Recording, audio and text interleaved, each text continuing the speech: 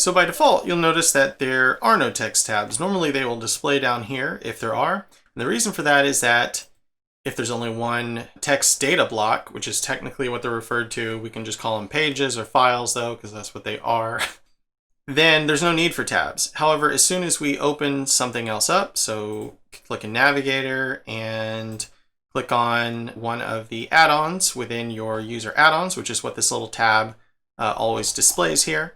It'll immediately open the init file of whatever add-on you click on. Of course, we need to access the contents of said add-on. They're right below here in the project box of the Navigator. Point of that is that now that there are more than two things, so here's the default way you would access different text data blocks in Blender, we get some tabs.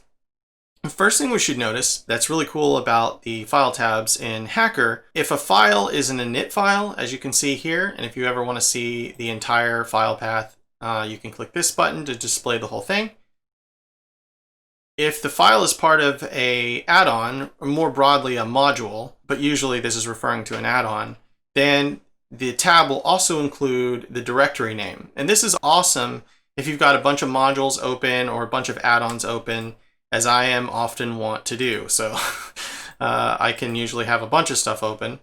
And this way I can quickly jump between these things and know what the hell they are, which is good, rather than just having a bunch of tabs that say init. So pretty much every feature that was put into the Hacker workspace finds some way to be useful with another feature within the Hacker workspace or add-on. It's both. For instance, if we use the split screen feature, which maybe should technically be called clone screen because that's kind of what it is, but people won't know what that means. So we'll say split screen. Say you want to copy some things quickly from out of one file into another. A combination of having the split screen option and the tabs allows you to quickly open a bunch of stuff up with the Navigator, and then you can jump to something else. You're like, oh, I need this junk here. Control-C, copy that, find somewhere, paste it. I need something else out of this here, blah, blah, blah, done with that, done. Okay, so if we open up too many files, let's click on Hacker, but say we're in here, if you open up too many files, then these will collapse, but notice that we get another little button here, which is like the default Blender button. So if you can't see it displayed here, you can click this and select it that away. Also, if we expand the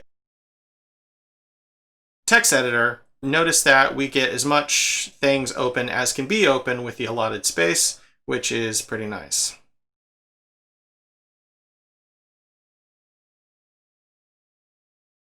But I'm just going to close all these out, and then we're back to being able to see things.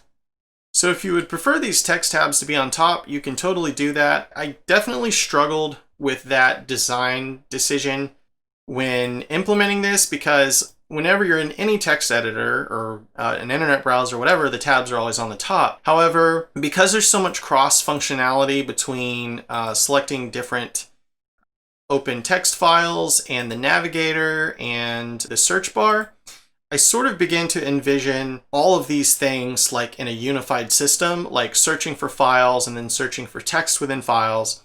And it became this whole kind of thing. However, if you want to flip these around, you always can. You can right click this, flip to bottom, right click this, flip to top, and there you have your text on the top of your screen, and as well as the Navigator, which can be accessed as well. All right, that's going to about do it for file tabs. There's not really a whole lot for me to talk about here, but there is a whole lot to love. I absolutely love having these. This is one of my favorite things out of all the really, really complex, hard, but awesome stuff that the Hacker add-on does. This is one of my favorites. Also, real quickly, I'll mention, if you're wondering where the default editor toggle buttons are in the Hacker workspace area of things, those are disabled by default just to give you more screen real estate. But if you want those back, you can right click, options, and under user interface, just turn on editor select buttons. So you want to be able to switch things around like that. Now, I never ever do, and I prefer not to have to look at these.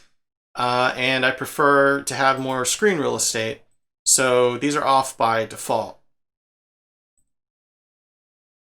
All right, that's going to do it for this video. Thanks for watching. And if you're interested in Hacker, just head on over to blendersensei.com/hacker. You can learn more about it there, and I'll see you in the next video.